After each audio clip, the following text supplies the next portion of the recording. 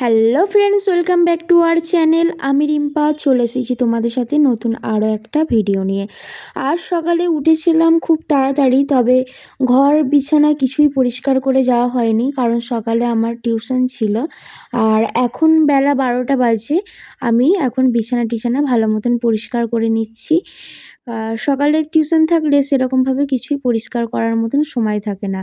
আর এইদিকে দেখো, আমি জানালার পর্দাগুলোকে খুলে দিচ্ছি। আজকের ওয়েদারটা মোটামুটি বেশ ভালোই আছে। তারপরে আমি ঈশ্বরকে প্রণাম করে আজকের দিনটা শুরু করব। ঘরের মেঝে টেঝে কিছুই ঝাঁট টাঁট দেওয়া হয়নি, এখন ভালো মতন ঝাঁট দিয়ে নেব। তারপরে আমাকে কিন্তু রান্না টান্না করতে হবে। বাসনও পড়ে আছে, রাতের বাসনগুলোও ধোয়া হয়নি গো। ঝাড়ু মেরে আমি বাসন ধুতে চলে যাব। এই দেখো, আমি কিন্তু এখন বাসন ধুয়ে নিচ্ছি। বাসন ধোয়ার পরই আমাকে সবজি টবজি কেটে নিতে হবে, রান্না বসাতে হবে। অলরেডি 12টা বেজে গেছে। এখন যদি রান্না না বসে তাহলে খাবো কখন? তার জন্য থালাটা ধুয়ে থালার মধ্যে জল নিয়ে নিলাম। এরপর কিন্তু সবজি টবজি যা আছে ভালো মতন কেটে নেব।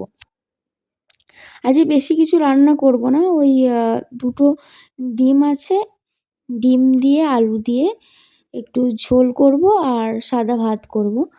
তার জন্য দেখো, আমি এখানে বেশ কিছুটা আলু, 4টে মতন আলু নিয়ে নিয়েছি, একটা টমেটো আর দুটো পটল নিয়েছি। এই গোটাই কেটে নেব আর রান্না করব। দুবেলাকার রান্না করব, তার জন্য এখানে দেখো দুটো ডিম নিয়ে নিয়েছি আর 2 কাপ মতন চাল নিয়েছি। 2 কাপ চাল দিলেই আমার দুবেলাকার হয়ে যায়, 1 কাপ মতন চাল লাগে আমার খেতে। আর এখন এগুলোকে ভালো করে ধুয়ে নেব। আজকে একটু বেশি ঠান্ডা ঠান্ডা লাগছে, কারণ ওয়েদারটা একটু অন্যরকম আছে। বাইরের দিকে তাকিয়ে দেখছি মেঘলা মেঘলা লাগছে, জানি না বৃষ্টি হবে নাকি। তবে মনে হচ্ছে যেন বৃষ্টি হতে পারে, আবার নাও হতে পারে, কি জানি হবে কি হবে না। তো দেখো, আমি এখানে ভালো মতন চাল ডিম ভালো করে ধুয়ে তারপর আমি গ্যাসের মধ্যে বসিয়ে দেবো। আমার এই হাঁড়িটা তোমাদের কেমন লাগে অবশ্যই আমাকে কমেন্টে বলো। একা থাকি তো, এই হাঁড়িটা ভালোই চাল ধরে, দুবেলাকার রান্না ভালো মতন হয়। আলু দিলেও হয়ে যায়, 2 কাপ চাল আলু ডিম সব কিছুই ধরে এইটুকু হাঁড়িতে। আর আমি কেমনভাবে বসে আছি দেখো। তারপরে ওইদিকে ভাতটা হোক, ততক্ষণ আমি এখানে আমার রাতে অনলাইন ক্লাস আছে, সেখানে আজকে একটা মক নেবে। তার জন্যই দেখছিলাম যে ভাতটা ওইদিকে হোক, কিছু কোশ্চেন যদি পারি পড়ে নিই। আজকে রাতে একটা 20 নম্বরের মক আছে, তো তার জন্যই এখানে আমি একটু জিকেগুলো পড়ছিলাম। এই একদিকে রান্না চাপিয়ে একদিকে পড়া, এই জিনিসটা কেমন এই বিদ্যাসাগরের মতন লাগে না? হয়তো আমাকে অনেকেই বলবে এখানে যে তুমি তো বিদ্যাসাগরের ভাইঝি হয়ে গেছো। তো কি করব, মেসে থাকলে এরকমই হবে, রান্না করতে করতেও পড়তে হবে। এই দেখো, পড়তে পড়তে চলে গেলাম আমি এখন ভাত দেখতে, যে ভাতের ফ্যান পড়ছে নাকি। তারপরে দাঁড়িয়ে দাঁড়িয়েই পড়তে লেগে গেছি, হাঁটাচলা করছি পড়ছি।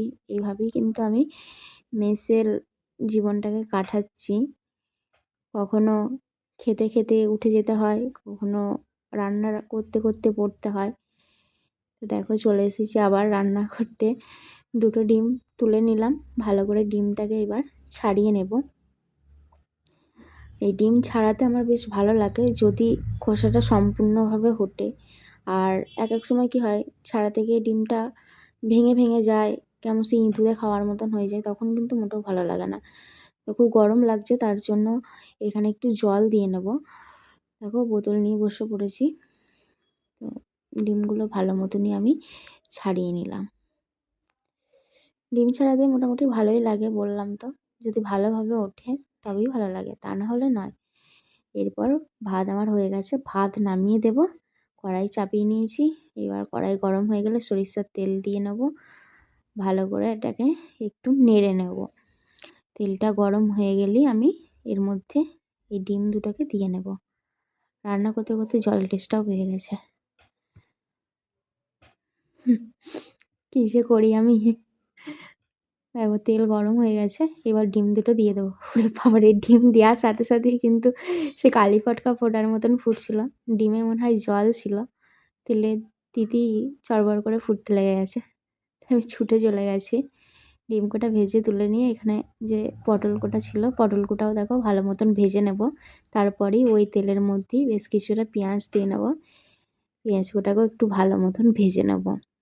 পেঁয়াজটা একটু লাল লাল করে ভাজা হয়ে গেলে এর মধ্যে যে ওই আলু সবজি টবজি কেটে রেখেছিলাম ওগুলো দিয়ে নেব। পরে এখানে একটা গাজর ছিল, সেটাও আমি কেটে দিয়ে নিয়েছি। আর এখানে আদা রসুন ছেঁচে রেখেছিলাম, সেটাও দিয়ে নিলাম। একটা টমেটো দিয়ে নিলাম, 1 চামচ লবণও দিয়ে নেব। তারপরে ভেজে রাখা পটল এবং ডিম দিয়ে ভালো মতন কষিয়ে জল ঢেলে দেব। আমার ভিডিও আপনাদের কেমন লাগছে অবশ্যই কমেন্ট করবেন। আর ভিডিও যদি ভালো লাগে চ্যানেলটি সাবস্ক্রাইব করে পাশে থাকবেন। এরপর চলে যাব স্নানে। স্নানে যাওয়ার জন্য আমি কিন্তু রেডি হয়ে গেছি। আজকের ভিডিও এতটাই। ভালো থাকবেন, সুস্থ থাকবেন। নমস্কার।